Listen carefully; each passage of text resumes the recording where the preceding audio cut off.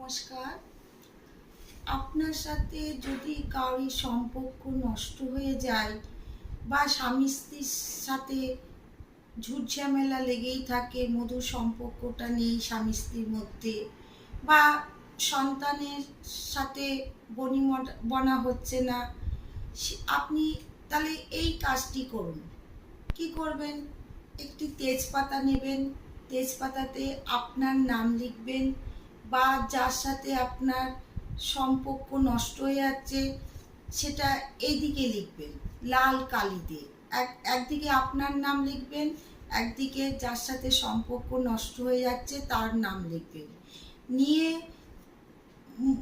541 এই নম্বরটি লিখবেন লাল কালি দিয়ে, দিয়ে মধু দিয়ে সেটা করবেন, মাখাবেন, মাখিয়ে মুড়াবেন।